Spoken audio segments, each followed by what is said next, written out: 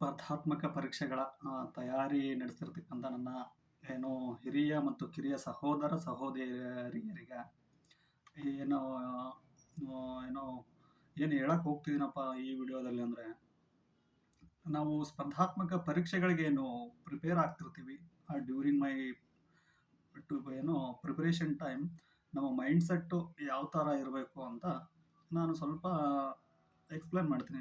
ನಾನೇನಷ್ಟು ಏನು ಇದಿಲ್ಲ, ಏನು ಅಂದರೆ ನನಗೆ ಎಷ್ಟು ಗೊತ್ತಿದೆ ಅಷ್ಟು ಮಾತ್ರ ಹೇಳ್ತೀನಿ. ನಾನು ಇದರಲ್ಲಿ ಯಾವುದೋ ಒಂದು ಪಾಯಿಂಟ್ ನಿಮಗೆ ಹೆಲ್ಪ್ ಆಗುತ್ತೆ ಅಥವಾ ಅಡಾಪ್ಟ್ ಮಾಡ್ಕೋಬೋದು ನಾವು ನಮ್ಮ ಜೀವನದಲ್ಲಿ ಅಂತ ಅನಿಸಿದ್ರೆ ಅಡಾಪ್ಟ್ ಮಾಡ್ಕೊಳ್ಳಿ. ಅದು ಎಲ್ಲರಿಗೂ ಹೆಲ್ಪ್ ಆಗಲಿ ಅಂತ ಆ ಉದ್ದೇಶದಿಂದ ಈ ವಿಡಿಯೋ ಮಾಡ್ತಿದ್ದೀನಿ. ಸೊ ಈ ಸ್ಪರ್ಧಾತ್ಮಕ ಜಗತ್ತಿನೊಳಗೆ ಕಾಲಿಟ್ಟ ನಂತರ ನಾವು ಒಂದು ಸ್ವಲ್ಪನ ಸ್ಯಾಕ್ರಿಫೈಸ್ ಮಾಡೋಕ್ಕೆ ರೆಡಿ ಇದ್ದರೆ ಮಾತ್ರ ನಮ್ಮ ಈ ಜಗತ್ತಿಗೆ ಎಂಟ್ರ್ ಆಗಬೇಕಾಗುತ್ತೆ, ಹೌದಾ? ಸೊ ನಮಗೆ ಈ ಕಡೆ ಫ್ರೆಂಡ್ಸ್ ಬೇಕು, ಫ್ಯಾಮ್ಲಿ ಬೇಕು, ಈ ಸಭೆ ಸಮಾರಂಭಗಳು, ಪಾರ್ಟಿ, ಅದು ಇದು ಅಂತ ಅದು ಬೇಕು, ಇದು ಬೇಕು ಅಂದರೆ ನೀವು ಫಸ್ಟ್ ಆಫ್ ಆಲ್ ನೀವು ಈ ಕಾಂಪಿಟೇಟಿವ್ ಫೀಲ್ಡ್ಗೆ ಸೂಟೇಬಲ್ ಅಲ್ಲ. ಫಸ್ಟೇ ಒಂದು ಅಂಡರ್ಸ್ಟ್ಯಾಂಡ್ ಮಾಡಿಕೊಳ್ರಿ. ಸೊ ನೀವು ಫಸ್ಟೇ ಡ್ಯೂರಿಂಗ್ ಸ್ಟಾರ್ಟಿಂಗ್ ಅರ್ಲಿ ಪೀರಿಯಡ್ ಒಳಗೆ ನೀವು ಈ ಥರ ಮೈಂಡ್ ಸೆಟ್ ಇದ್ದರೆ you are better to go other fields.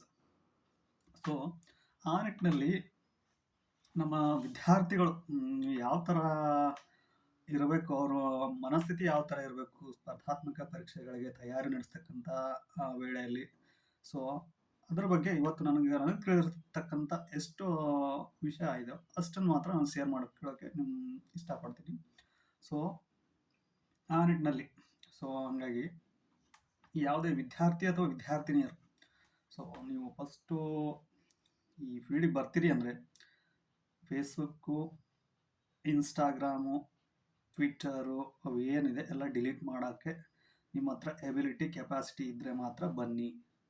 So ಇಲ್ಲ ನಾನು ಅದನ್ನು ಇಟ್ಕೊಂಡು ಓದ್ತೀನಿ ಮಾಡ್ತೀನಿ ಅಂದರೆ ಅದು ನೀನು ಜಾಸ್ತಿ ಎಫರ್ಟ್ ಹಾಕಬೇಕಾಗುತ್ತೆ. ಸೊ ಡಿಸ್ಟ್ರಾಕ್ಷನ್ ನಮ್ಗೆ ಇನ್ನೂ ಭಾಳ ಹತ್ತಿರ ಆಗ್ತಾ ಹೋಗ್ತಾವೆ.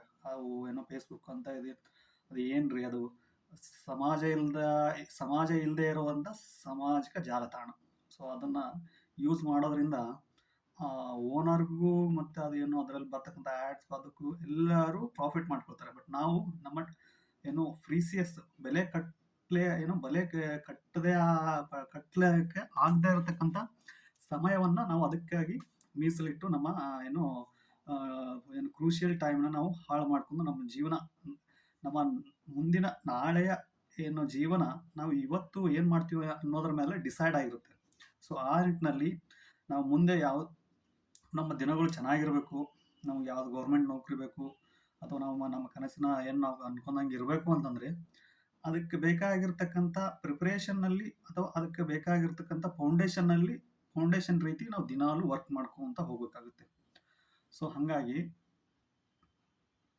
ಎಲ್ಲರೂ ಈಗಿನ ವಿದ್ಯಾರ್ಥಿಗಳು ಸುಮ್ಮನೆ ಯಾರನ್ನ ನೋಡಿ ಅವ್ರ ಮನೆ ಪಕ್ಕದವ್ರು ಯಾರೋ PSI ಆಗಿದ್ರೆ, ಅವ್ರ ರಿಲೇಟಿವ್ ಯಾರೋ ಒಬ್ರು ಪೊಲೀಸ್ ಆಗಿದ್ರೆ, ಅವ್ರು ಯಾರೋ SD ಆಗಿದ್ರು, ಅವ್ರು ಯಾರೋ FD ಆಗಿದ್ರು ಅಂತ ಬೇರೆಯವರು ಎಕ್ಸ್ಟರ್ನಲ್ ಮೋಟಿವೇಶನಿಂದ ಈ ಕಾಂಪಿಟೇಟಿವ್ ಫೀಲ್ಡ್ಗೆ ಬರ್ತಾರೆ. ಸೊ ಅದು ತಪ್ಪು. ನೀವು ಫಸ್ಟೇ ಡಿಗ್ರಿ ಓದ್ತಿರ್ಬೇಕಾದ್ರೆ ಅಥವಾ PUC ಓದ್ತಿರ್ಬೇಕಾದ್ರೆ ಡಿಸೈಡ್ ಆಗಿ ನಾನು ಮುಂದೆ ಏನಾಗಬೇಕು ಫ್ಯೂಚರಲ್ಲಿ, ವಾಟ್ ಮೈ ಫ್ಯೂಚರ್ ಅಂತ ಡ್ಯೂರಿಂಗ್ ಯುವರ್ ಅರ್ಲಿ ಕಾಲೇಜ್ ಡೇಸಸ್ಸಲ್ಲೇ ನೀವು ಡಿಸೈಡ್ ಮಾಡಿರ್ಬೇಕು. ಸೊ ಆ ನಿಟ್ಟಿನಲ್ಲಿ ಆ ಥರ ಒಂದು ಕ್ಲಿಯರ್ ಕಟ್ ಮೈಂಡ್ ಸೆಟ್ ಇದ್ದಾಗ ಮಾತ್ರ ನೀವು ಸಕ್ಸಸ್ಸು ಬೇಗ ಸಿಗುತ್ತೆ. ಸೊ ಹಂಗಾಗಿ ಅದು ಒಂದು ನಮ್ಮ ಗುರಿ ಏನೈತೆ ಅದು ಫಸ್ಟೇ ಡಿಸೈಡ್ ಆಗಿದ್ರೆ ಬೆಟರ್. ಓಕೆ ಯಾವುದು ಗುರಿ ಇಲ್ಲ, ಇವಾಗ ನಮ್ಮ ಡಿಗ್ರಿ ಮುಗೀತು ಎಲ್ಲರೂ ಓದ್ತಿದ್ದಾರೆ ಅಂತ ಆ ಥರ ಬಂದು ಸಕ್ಸಸ್ ಆಗೋದು ಇದ್ದಾರೆ, ಬಟ್ ಕಡಿಮೆ, ಸ್ವಲ್ಪ ಲೇಟ್ ಆಗುತ್ತೆ. ಸೊ ಇದು ಒಂದಾಯಿತು. ನೆಕ್ಸ್ಟ್, ಮೊಬೈಲನ್ನು ಆದಷ್ಟು ಅವಾಯ್ಡ್ ಮಾಡೋಕ್ಕಾಗುತ್ತೆ. ಸೊ ನಾವು ಕಾಂಪಿಟೇಟಿವ್ ಫೀಲ್ಡ್ಗೆ ಇದ್ದೀವಿ ಅಂದರೆ ಓಕೆ, ನಾವು ಈಗ ನಮ್ಮ ಸ್ಟಡಿ ಪರ್ಪಸ್ ಯೂಸ್ ಮಾಡ್ಬೋದು, ಬಟ್ ಬೇರೆ ಸುಮ್ಮನೆ ಅದು ಟ್ವಿಟ್ಟರು, ಫೇಸ್ಬುಕ್ಕು, ಅದು ಯಾವುದು ಇನ್ಸ್ಟಾಗ್ರಾಮು ಅದರಲ್ಲಿ ಯೂಸ್ ಮಾಡ್ತಿದ್ರೆ ನಾವು ಇದರಲ್ಲಿ ಎಷ್ಟು ಟೈಮನ್ನು ಸ್ಪೆಂಡ್ ಮಾಡ್ತೀವಿ ಅದರ ಡಬಲ್ಲು ನಮ್ಮ ಗುರಿಯಿಂದ ವಿಮುಖ ಆಗ್ತಾ ಹೋಗ್ತೀವಿ. ಸೊ ಆ ನಿಟ್ಟಿನಲ್ಲಿ ಓಕೆ, ನಿಮ್ಗೆ ಅಷ್ಟು ಬಿಟ್ಟಿರೋಕ್ಕಾಗಲ್ಲ ಅಂದರೆ ಒಂದು ದಿನಕ್ಕೆ ಇಷ್ಟೇ ಒಂದು ಅರ್ಧ ಗಂಟೆ ನೋಡ್ತೀನಿ ಅಥವಾ 20 ಮಿನಿಟ್ಸ್ ನೋಡ್ತೀನಿ ಅಂತ ಅಷ್ಟು ಟೈಮ್ ಫಿಕ್ಸ್ ಮಾಡ್ಕೊಂಡು ಅಷ್ಟರಲ್ಲೇ ನಿಮ್ಮದು ಅದನ್ನು ಮುಗ್ದಿರಬೇಕು. ಸೊ ಅದು ಭಾಳ ಕಷ್ಟ ಇದೆ, ನನಗೆ ಗೊತ್ತಿದೆ. ಅದು ನೀವೇನೋ ನೋಡ್ತಾ ಇದ್ರೆ ಅದು ಹೋಗ್ತಾನೆ ಇರುತ್ತೆ, ಅಥವಾ ಯಾವುದೋ ರೀಲ್ ನೋಡ್ತಿದ್ರೆ 1 ಗಂಟೆ ಆದ್ರೂ ಗೊತ್ತಾಗಲ್ಲ, 2 ಗಂಟೆ ಆದ್ರೂ. ಸೊ ಅದು ಬೆಟರ್ ಅಂದರೆ ನಾನು ಇನ್ಸ್ಟಾಲೇ ಮಾಡಿಬಿಟ್ರೆ ಬೆಟರ್ ಅಲ್ಲ. ಅವರು ನಮ್ಗೆ ಏನಿದೆ ರೀ ಅದರ ಪ್ರಾಫಿಟ್ ಏನಿದೆ ರೀ? ಅವರು ಯಾರೋ ಫ್ರೆಂಡ್ಸ್ ಅದು ಅಲ್ಲಿ ಆ ಕಾರ್ ತೊಗೊಂಡಿದ್ದು ಹಾಕಿದಂತ, ಅದು ಮದ್ವೆದು ಹಾಕಿದಂತ, ಇದು ಹಾಕಿದಂತ, ಸುಮ್ಮ ಅದನ್ನ ನೋಡಿ ನಮ್ಗೆ ಏನಾಗೋಕ್ಕಿದೆ? ನಮ್ಮ ಜೀವನಕ್ಕೆ ಅದರಿಂದ ಏನು ಉಪಯೋಗ ಇದೆ? ಸೊ ನಾವು ಇರ್ತಕ್ಕಂಥ ಟೆಕ್ನಾಲಜಿನ ನಮ್ಮ ಜೀವನನ ಉದ್ಧಾರ ಮಾಡೋಕ್ಕೆ, ನಮ್ಮ ಜೀವನನ ಕನ್ಸ್ಟ್ರಕ್ಟ್ ಮಾಡ್ಕೊಳ್ಳೋಕ್ಕೆ ಯೂಸ್ ಮಾಡ್ಕೊಂಡ್ರೆ ಈಗಿನ ಏನೋ ಏನೋ ತಂತ್ರಜ್ಞಾನಕ್ಕೆ ಒಂದು ಬೆಲೆ ಬರುತ್ತೆ. ನಾವು ಈಗಿನ ವಿದ್ಯಾರ್ಥಿಗಳು ಅಥವಾ ವಿದ್ಯಾರ್ಥಿನಿಯರು ಏನು ಮಾಡ್ತಿದ್ದಾರೆ ಅಂದರೆ, ಬೇರೆ ಬೇರೆ ಕೆಲಸಕ್ಕೆ ಸುಮ್ಮನೆ ಯೂಸ್ಲೆಸ್ ಕೆಲಸಕ್ಕೆಲ್ಲ ಮೊಬೈಲು ಟೈಮನ್ನು ಸ್ಪೆಂಡ್ ಮಾಡ್ತಿರೋದು ಬಹಳ ದುರದೃಷ್ಟಕರ. ಸೊ ಮೊಬೈಲು ಯೂಸ್ ಮಾಡೋದ ಅವಾಯ್ಡ್ ಮಾಡಿ. ಸೊ ನೆಕ್ಸ್ಟ್, ನೀವು ಕಾಂಪಿಟೇಟಿವ್ ಫೀಲ್ಡಲ್ಲಿ ಇದ್ದೀರಿ ಅಂದರೆ ಈ ಲವ್ವು, ಅಟ್ರಾಕ್ಷನ್ನು, ಅದರಿಂದ ಸ್ವಲ್ಪ ಒಂದು ನೀವು ಅಟ್ಲೀಸ್ಟ್ ಸಕ್ಸಸ್ ಆಗೋವ್ರಿಗಾದರೂ ದೂರ ಇರಿ. ಆನಂತರ ನೀವು ಒಂದು ಜಾಬಲ್ಲಿ ಇದ್ದೀರಿ ಅಥವಾ ಯಾವುದೋ ಒಂದು ಪೊಲೀಸ್ ಆದರೆ, PS ಆದರೆ, ಯಾವುದೋ ಒಂದು ಗೌರ್ಮೆಂಟ್ ಜಾಬ್ ಸಿಕ್ತು ಅಂದರೆ, ಈಗ ಇರ್ತಕ್ಕಂಥ ಹುಡುಗಿ ಅದೇ ಹುಡುಗಿನ ನಿಮ್ಗೆ ಬೆಟರ್ ಆಗಿರೋರೇ ಸಿಗ್ತಾರೆ. ಸೊ ಏನೋ ಒಳ್ಳೇದು ಯಾವಾಗಲೂ ಬೇಗ ಸಿಗೋದಿಲ್ಲ. ಆ ನಿಟ್ಟಿನಲ್ಲಿ ಸ್ವಲ್ಪ ವೇಟ್ ಮಾಡಿರಿ. ಸೊ ಇದರಿಂದ ಸ್ವಲ್ಪ ದೂರ ಇರಿ. ಈ ಲವ್ ಗಿವ್ ಓಕೆ, ಆ ಏಜಲ್ಲಿ ಎಲ್ಲರಿಗೂ ಅದು ಇರುತ್ತೆ, ಏನೋ ಅದು ಬಂದ್ಬಿಡುತ್ತೆ ಹಾರ್ಮೋನಲ್ ಚೇಂಜ್. ಆ ಏಜಲ್ಲಿ ಅದು ಬಂದರೆ ಮಾತ್ರ ಮನುಷ್ಯರು ಓಕೆ. ಅದನ್ನು ಮೀರಿ ಸ್ವಲ್ಪ ನಾವು ನಿಂತಾಗ ಮಾತ್ರ ನಮ್ಮ ಗುರಿಯಡಿಗೆ ಸಾಗಕ್ಕೆ ಹೆಲ್ಪ್ ಆಗುತ್ತೆ. ಸೊ ಈಗ ಸಕ್ಸಸ್ ಆದವರೆಲ್ಲ ಆಗದೆ ಆಗಿರೋರು ಮತ್ತು ಆಗದೆ ಇರೋದಕ್ಕೆ ಮೇನ್ ಕಾರಣ ಏನಪ್ಪ ಅಂದರೆ, ಈ ಥರ ಸಣ್ಣ ಸಣ್ಣ ವಿಷಯವನ್ನು ಈ ಸಕ್ಸಸ್ ಆದವರು ಕಂಟ್ರೋಲ್ ಮಾಡಿರ್ತಾರೆ, ಪೋಸ್ಟ್ಪೋನ್ ಮಾಡಿರ್ತಾರೆ. ಇವು ಆಗದೆ ಇರೋರು ಇದಕ್ಕೆ ಅಡಿಕ್ಟ್ ಆಗಿ ಇಲ್ಲೇ ಉಳ್ಕೊಂಡಿರ್ತಾರೆ. ಸೊ ಇಷ್ಟು ಡಿಫ್ರೆನ್ಸು. ಸೊ ಹಾಗಾಗಿ ಈ ಆದಷ್ಟು ಲವ್ ಇವು ಅಂತ ಸ್ವಲ್ಪ ದಿನ ಬೇಡ. ಅಟ್ಲೀಸ್ಟ್ ನಿಮ್ಗೆ ಗೌರ್ಮೆಂಟ್ ಜಾಬ್ ಏನು ಕನ್ಫರ್ಮ್ ಆಗೋವರೆಗೆ ಆದರೂ ಅಟ್ಲೀಸ್ಟ್ ಬೇಡ. ಸೊ ಆ ನಿಟ್ಟಿನಲ್ಲಿ ಎಲ್ಲರೂ ಸ್ವಲ್ಪ ಇದನ್ನು ಮಾಡಿ. ಅದರಿಂದ ಹೊರಗೆ ಬರಬೇಕು ಅಂದರೆ ನೀವು ನಿಮ್ಮನ್ನು ಬೇರೆ ಇದರಲ್ಲಿ ತೊಡಗಿಸ್ಕೊಳ್ಳಿ. ಸ್ವಲ್ಪ ಏನಾರು ಆ ಥರ ಮೈಂಡ್ ಇದಾಯ್ತಂದ್ರೆ ಹೋಗಿ ಗ್ರೌಂಡ್ಗೆ ಹೋಗಿ ವಾಕ್ ಮಾಡಿ, ರನ್ನಿಂಗ್ ಮಾಡಿ, ಇಲ್ಲ ಯೋಗ ಮಾಡಿ, ವ್ಯಾಯಾಮ ಮಾಡಿ. ಸೊ ಆ ನಿಟ್ಟಿನಲ್ಲಿ ಇನ್ನು ಈ ಥರ ಇದನ್ನು ಮಾಡಬೇಕು. ಮತ್ತು ಬೆಟರ್ ನೀವು ಯಾವ್ದಾದ್ರು ಲೈಬ್ರರಿಗೆ ಹೋಗ್ತೀರಿ ಅಂದರೆ ಸ್ವಲ್ಪ ನಮ್ಮ ಮಹಿಳಾ ಮನೆಗಳು ಏನೇ ಇರ್ತಾರೆ ಸ್ವಲ್ಪ ಅವರಿಂದ ದೂರ. ಅದು ನಾವೆಲ್ಲರೂ ಸ್ವಾಮಿ ವಿವೇಕಾನಂದ ಆಗೋಕ್ಕಾಗಲ್ಲ. ಸೊ ಅದು ಗಂಡು ಮಕ್ಳು ಅಂದಮೇಲೆ ಅದು ಹುಡುಗಿಯರು ಬಂದಮೇಲೆ ನೋಡಲೇಬೇಕಾಗುತ್ತೆ. ಚೈನ್ ಸದ್ದು ಕೇಳಿಸ್ತಂದ್ರೆ ಅಳು ತಿರುಗಿ ನೋಡೋದು ಕಾಮನ್. ಸೊ ಆ ನಿಟ್ಟಿನಲ್ಲಿ ಸ್ವಲ್ಪ ಇದನ್ನು ಮಾಡಿ, ಏನೋ ಸ್ವಲ್ಪ ಅವಾಯ್ಡ್ ಮಾಡಿ. ಅವ್ರ ಜೊತೆಗೆ ಏನೋ ಬೇರೆ ಯಾವುದೋ ಅವ್ರ ಪಕ್ಕ ಇರೋದು ಸ್ವಲ್ಪ ಅವಾಯ್ಡ್ ಮಾಡಿದರೆ ಸ್ವಲ್ಪ ಮೈಂಡ್ ಏನೋ ಇದು ಇರುತ್ತೆ. ಓಕೆ, ಇದು ಒಂದು ಪಾಯಿಂಟು. ಬುಕ್ ಬಗ್ಗೆ ಹೇಳ್ಬೇಕಂದ್ರೆ, ನಿಮ್ಗೆಲ್ಲರಿಗೂ ಆಲ್ಮೋಸ್ಟ್ ಅಲ್ಲಿ ಈ ಫೀಲ್ಡಲ್ಲಿ ಇದ್ರೆ ಅಂದರೆ ಬುಕ್ ಗೊತ್ತಿರುತ್ತೆ ಅನ್ಸುತ್ತೆ, ಐ ಥಿಂಕು. ಸೊ ನಿಮ್ಗೆ ಏನಾದರೂ ಬೇಕಾದರೆ ಹೇಳಿ, ನಾನೊಂದು ಸಪ್ರೇಟ್ ವೀಡಿಯೋ ಮಾಡ್ತೀನಿ ಅದಕ್ಕೊಂಥರ particularly for book list for ಏನೋ ನೀವು PCPSI ಅಂತ ನಾನು ಓದಿರೋದು ಯಾವುದು ಓದಿದ್ದೀನಿ ಅಂತ ಹೇಳ್ತೀನಿ. ಸೊ ಆ ನಿಟ್ಟಿನಲ್ಲಿ ಬುಕ್ಕು ಓದಿದ್ರೆ ಒಂದ್ಸರಿ ಓದಿದ್ರೆ ಎಲ್ಲ ಎಕ್ಸಾಮ್ಗೆ ಯೂಸ್ ಆಗೋ ಥರ ಓದಬೇಕು. ಸೊ ಹಾಗಾಗಿ ನಾನು ಓದ್ತಿದ್ದು ಬೇರೆ ಎಕ್ಸಾಮ್ಗೆ, ಬಟ್ PC ಎಕ್ಸಾಮ್ ಬರೆದಾಗ ನಾನು ಬಳ್ಳಾರಿ ರ್ಯಾಂಕಿಗೆ ಬಳ್ಳಾರಿ ಡಿಸ್ಟಿಕ್ಕಿಗೆ ಫಸ್ಟ್ ರ್ಯಾಂಕು. ಈವನ್ ಬೆಂಗಳೂರು ಡಿಸ್ಟಿಕ್ಕಿಗೆ ಐ ಥಿಂಕ್ 1000 ಸಮಥಿಂಗ್ 1500 ಪೋಸ್ಟ್ ಇದ್ದವು, ಅಲ್ಲಿ ಥರ್ಡ್ ರ್ಯಾಂಕು. ಮತ್ತು DR ಸಿವಿಲ್ DR ಬಂದಿದ್ದು ಒಂದೆರಡು, ಅವು ಚೆನ್ನಾಗಿದ್ವು. 86, 87 ಸಮಥಿಂಗ್ ಅರೌಂಡ್ 90ವರೆಗೂ ಬಂದಿದ್ವು. ಸೊ ತದನಂತರ ಈಗ 645 ಅದರಲ್ಲಿ ಒಂದು 2-3 1:3 SDA ಆಗಿತ್ತು, ಒಂದು ಫುಡ್ ಕ್ವಾಲಿಟಿ ಇನ್ಸ್ಪೆಕ್ಟರ್ ಅಂತ ಬಂದಿತ್ತು. ಸೊ ಅದಾದಮೇಲೆ CTI 1:3 ಜಸ್ಟ್ 0.5 ಮಿಸ್ ಆಗಿದೆ. KS ಪ್ರಿಲಿಮ್ಸ್ ಆಗಿದೆ, ಮೇನ್ಸ್ ಚೆನ್ನಾಗಿದೆ, ಅದು ವೇಟ್ ಮಾಡ್ತಿದ್ದೀನಿ, ನೋಡಬೇಕು. ಸೊ ಇಷ್ಟೆಲ್ಲ ಇರೋದ್ರಿಂದ ನಿಮಗೆ ಒಂದು ಹೇಳೋದಕ್ಕೆ ನನ್ನ ಹತ್ರ ಒಂದು ಹೇಳ್ಬೋದು ಅಂತ. ಸುಮ್ಮನೆ ಇವತ್ತು ಈ ಕಾಂಪಿಟೇಟಿವ್ ಜಗತ್ತಲ್ಲಿ ಒಂದು 4 ವರ್ಷ ಓದ್ತಾರೆ, ಯಾವುದೋ ಏನು ಸಕ್ಸಸ್ ಆಗಿಲ್ಲ ಅಂದರೆ ನಾನು ಟೀಚರು, ನೀನು ಲೆಕ್ಚರು, ನಾನು ನುರಿತ ಶಿಕ್ಷಕ, ನುರಿತ ಉಪನ್ಯಾಸಕ ಅಂತ ಎಲ್ಲ ಬೋರ್ಡ್ ಹಾಕ್ಕೊಂಡು ಹುಡುಗರನ್ನ ಮಿಸ್ಗೈಡ್ ಮಾಡ್ತಿದ್ದಾರೆ. ಇವನ್ನ ನಮಗೆ ಗೊತ್ತಿರತಕ್ಕಂಥ ಸಣ್ಣ ವಿಷಯಗಳು ನುರಿತ ಉಪನ್ಯಾಸಕರಾಗಿರ್ತಕ್ಕಂಥ ಅವ್ರಿಗೆ ಗೊತ್ತಿರಲ್ರಿ, ಮತ್ತು ಇನ್ನು ಹೆಂಗೆ ಕಲಿಸ್ತಾರೆ ಅವ್ರ ಸ್ಟೂಡೆಂಟ್ಸ್ಗೆಲ್ಲ. ಸೊ ಆ ನಿಟ್ಟಿನಲ್ಲಿ ನೀವು ಸರಿಯಾದ ಶಿಕ್ಷಕರನ್ನ ಚೂಸ್ ಮಾಡ್ಕೊಳ್ಬೇಕು, ಆಯ್ಕೆ ಮಾಡ್ಕೊಳ್ಬೇಕು, ಮತ್ತು ಅವ್ರು ಹೇಳಿರ್ತಕ್ಕಂಥ ವೇನ ಫಾಲೋ ಮಾಡಬೇಕಾಗುತ್ತೆ. ಸೊ ಈ ಮಾರ್ಕೆಟ್ ಈ ಕಾಂಪಿಟೇಟಿವ್ ಎಕ್ಸಾಮು ಮಾಫಿಯಾ ಅಂತ ಅದೇನು ನಾವು ಕರಿತೀವಿ, ಅದರಿಂದ ನೀವು ಸ್ವಲ್ಪ ಹೊರಗಿರ್ರಿ. ಓಕೆ, ಅದೊಂದು ಪಾಯಿಂಟು. ಸೊ ನೆಕ್ಸ್ಟು ಇದು ಈ ಸೆಲ್ಫಿ ತಗೊಳ್ಳೋದು, ಆ ಸ್ಟೇಟಸ್ಗೆ ಹಾಕೋದು ವಾಟ್ಸಪ್ಪಲ್ಲಿ. ಅದರಿಂದ ನಿನಗೆ ಏನು ಬಂತಯ್ಯ?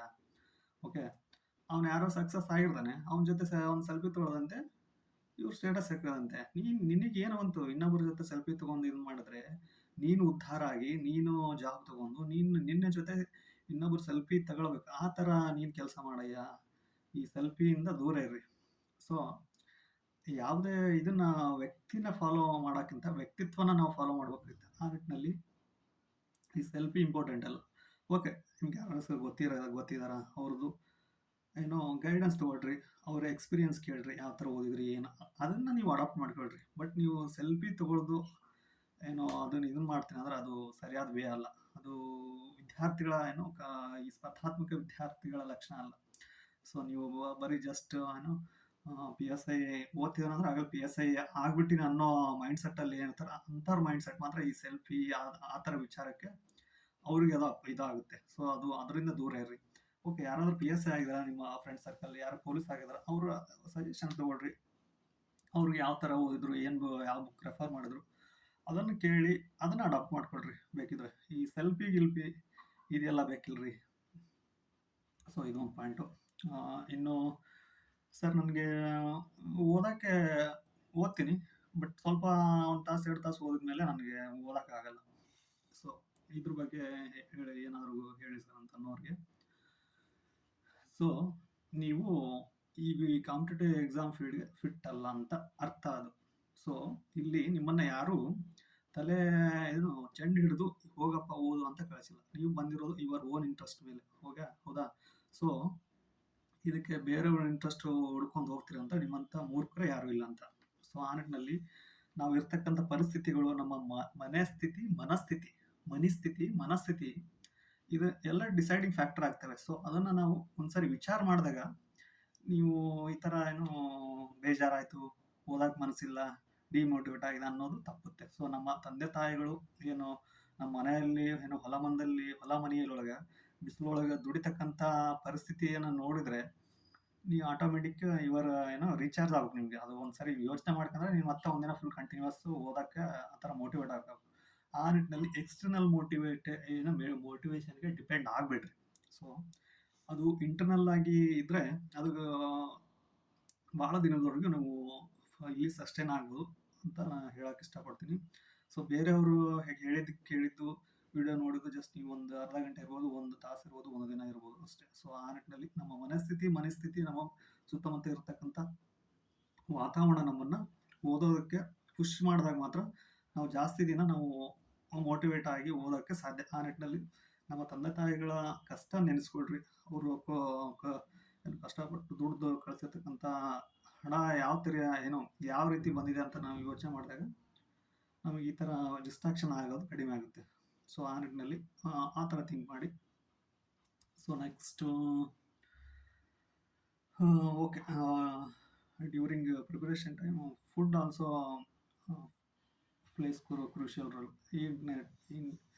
ಈ ನಿಟ್ಟಿನಲ್ಲಿ ಸರಿಯಾದ ರೀತಿ ಆಹಾರ ಸೇವನೆ ಕೂಡ ಮಾಡಬೇಕಾಗುತ್ತೆ. ಅದರಿಂದ ಆದಷ್ಟು ಈ ಜಂಕ್ ಫುಡ್ ಅವಾಯ್ಡ್ ಮಾಡಿರಿ. ನನಗೆ ಗೊತ್ತಾಗುತ್ತೆ, ಈಗ ಧಾರವಾಡ ಅಲ್ಲಿ ಇದ್ದೀರಂದ್ರೆ ಆಲ್ಮೋಸ್ಟ್ ಅಲ್ಲಿ ರೂಮಲ್ಲಿ ಮಾಡ್ಕೊಳಕ್ಕಾಗಲ್ಲ ಅಂದ್ರೆ ಮತ್ತೆ ತಿನ್ನಲೇಬೇಕಾಗುತ್ತೆ ಹೊರಗಡೆ. ಜಸ್ಟ್ ಸಾಧ್ಯ ಆದಷ್ಟು ಅವಾಯ್ಡ್ ಮಾಡಿರಿ. ದಿನಕ್ಕೆ 2-3 ಟೈಮ್ ತಿಂತಿತ್ತು, ದಿನಕ್ಕೆ ಒಂದು ಟೈಮು, ಇಲ್ಲ ವಾರಕ್ಕೆ 1-2 ಟೈಮು ಅಥವಾ 1 ಟೈಮ್ ಅಷ್ಟಕ್ಕೆ ಲಿಮಿಟ್ ಆಗಿರಿ. ಸೊ ನಮ್ಮ